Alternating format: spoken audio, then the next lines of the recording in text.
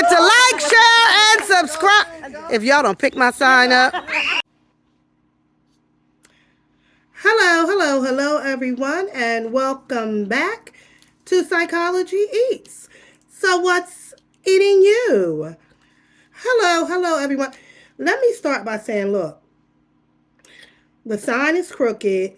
I couldn't get it into focus because I had to move it down for something. Don't pay any attention to that. Don't even look at it. But hello, if this is your first time clicking onto one of my videos, I am Psychology Eats, and I am, you know what, people describe me as a tea channel with a little bit of drama and a whole lot of psychology information and mental health information. And that is exactly what I do. And so usually I do commentary about what's happening in the tea sector, which is also known as the Be Love sector and beyond. And so I talk about black mukbangers and celebrities, and I do a little bit of this and a little bit of that. But today, I am commentating on Eat with Q. Now, Eat with Q, listen, if you're watching this, hold on. Y'all better get into this Christmas spirit. I am not a watcher of Eat with Q, and let me tell you why. When I first started watching mukbang channels, Be Love was the first mukbanger that I watched on a regular basis. I feel like, you know, through her, I was introduced to this genre on YouTube. And I probably was only watching Be Love a few months before her and Q had their debacle. And so let me take y'all down memory lane real quick. So back in the day, when Be Love was on her grind and really building up her channel, she would do collabs with anybody who was interested. Regular smegular people. I mean, her and Nate will get in their car and drive to folks' house and do collabs with them. And she did many collabs with other mukbangers that were at the time growing their channels also. And Q was one of them. For the most part, the viewer saw Be Love as this wholesome, Christian, sweet lady, and her family was just as sweet as sugar as she was. Until Q went over there. Now, Q went over to Be Love, drove to Be Love, because I don't know where Q lived, but I know she went to Be Love's when Be Love was you in Ohio at that time, Be Love? I think you was in Ohio. Anywho, so, on Milwaukee, I don't remember. But I know Q went to her house. And so after Q got back home, Q made a video basically saying that Nate, Be Love, Darius, and Dalvin were all assholes, allegedly. And honey, after Q did that, people started like canceling Q. She really got the brunt of that. And Be Love and Darius and the kids and Nate, they had to come back and do a rebuttal and say, like, we don't even know what we did to you. We thought everything was cool. All right, so that happened. And then from that, Be Love changed the way she did things after that happened. Prior to that, she was doing collabs with anybody and everybody. She would let people come to her house. Could you imagine back in the day? You would be able to go to Be Love's house and do a video with her? Honey, not today. Oh no, you can't. And that is basically because of what happened with her and Q. After that, I was about to say her and Walt. Her and Nate was like, nope. We not having nobody else in our house. We'll get a content house. That was my first time, and a lot of us first time knowing about these YouTubers, and several other YouTubers did the same thing. They started filming at a content apartment to keep themselves safe and to keep people out of their house, which was so smart. And so that was because, okay, I'm gave that too much time. Anyway, that's 5 minutes. I don't told you about Q and how I found Q. Okay, so after that, it blew over like everything does on YouTube. Q was able to rebuild her fan base or build it even bigger. B Love went on to be a multimillionaire. Recently, Q was going through some things with an ex. B Love reached out to her. They're cool. Three years later, they're cool, they're cordial, they're okay. So you saw my thumbnail. So keep in mind, I don't really watch Q.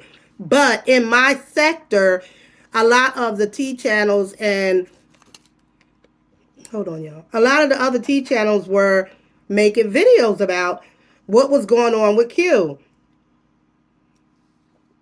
And so I was like, what is happening? So I start going into some live so that I can get a full understanding of what was going on.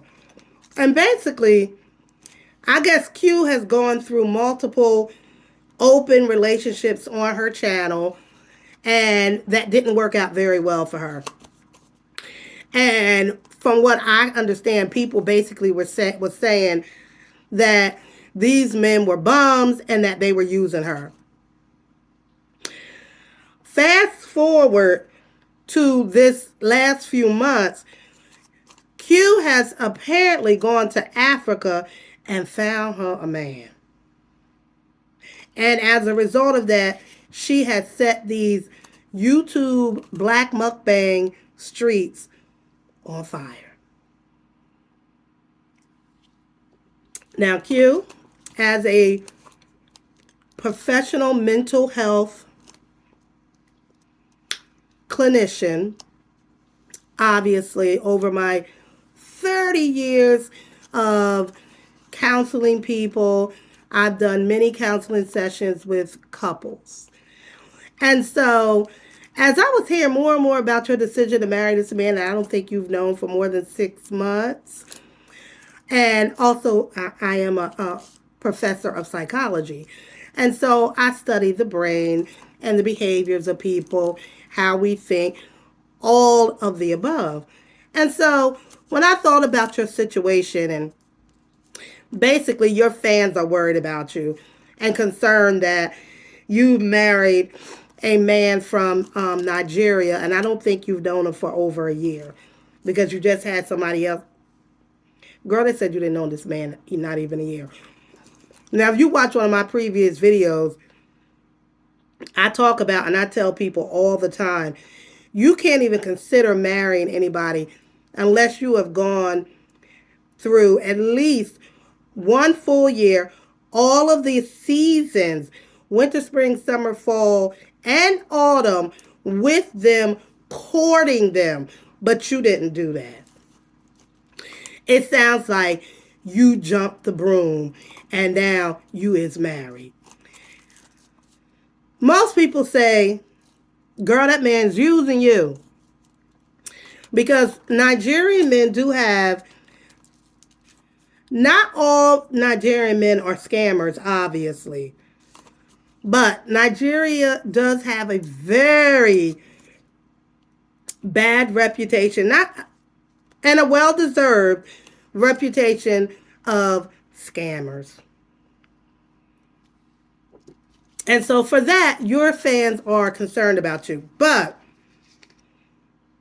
in my opinion, if you want to have a long-lasting relationship with this man and survive this quickie marriage, there's some things you need to do.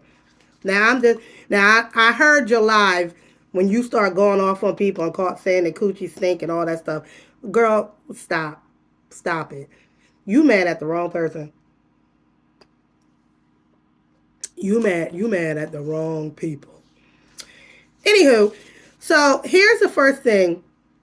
If I was your clinician, if I was your therapist, if I was in your life, if I was your mama, I would say to you, first of all, first thing you need to do is protect yourself legally. Because once you have married him and now you want to bring him over to this country, you are going to be legally responsible for him. That's paperwork for citizenship. That's separate than the other paperwork you need to have that is going to protect your assets. So, at any time, if he decides he doesn't want to be in a relationship anymore, he gonna leave with the same thing he came with. That duffel bag of clothes. And them Floshine shoes. You know Africans always gotta wear them. Woo! I have yet to meet an African man in a pair of Jordans. Mm-hmm. Always in shoes. But anywho, um, yes, that's the first thing.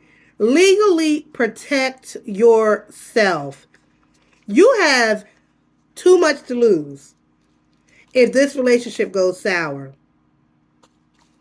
50% of 50% of marriages in our country end in divorce. Now you're bringing a man from another country that you haven't even known for a year. I'm going to up your odds to 80%. You got an 80% chance that this marriage is going to fail. And that's okay. It won't be the end of the world if it does fail. But okay, the next thing you need to consider is religion. Now, because I don't follow you, I don't know the ins and outs, but chances are, is he Muslim? And if he is, are you going to be willing to convert? Okay, so that's another thing that you need to consider. That's a big, big, big deal. Are you willing to follow the laws and bylaws of being a Muslim wife? I'll be interested in knowing how many wives his daddy had and how many siblings does he have and how many sister wives, sister mothers did he come from. Now, that's for you to figure out. I probably would have figured all that out before marriage, but okay. Oh, excuse me, y'all. And then there's the language barrier. Now, most Africans, no matter which country they come from, they speak multiple languages. So I don't know how well his English is because I haven't clicked on any of your videos. But with a language barrier comes miscommunication. So that's something you may want to talk about with him, like making sure that you guys are very clear with each other. What is he saying? What does he mean? How you interpret what he says, how he interprets what you say. That can be a deal breaker and reasons to get upset with each other because of the lack of communication. But the biggest thing on this list is Q. Get your legal paperwork together. Like, I know people are clowning you and making fun of this whole situation. And your marriage could very well work. It could work. 80% chance that it's not, but it could. Please. You don't did too many videos. You the one worked hard to get your channel where it is. You're the one who put in the work. For you to go and meet somebody that you met and for him to be able to take all of your riches, no ma'am. Protect yourself illegally. Oh, Freudian slip. Protect yourself legally, ma'am. Protect yourself legally. We can all kiki and ha ha. Q so stupid. Why she marry that man? That ain't gonna work. Hee hee hee. It could. But, and however, protect yourself legally. You might even get your little brown skinned baby out of this. Protect the baby too. Anyway, Q, that's it. That's all. You can listen or you can't. Child, it's up to you. Bye.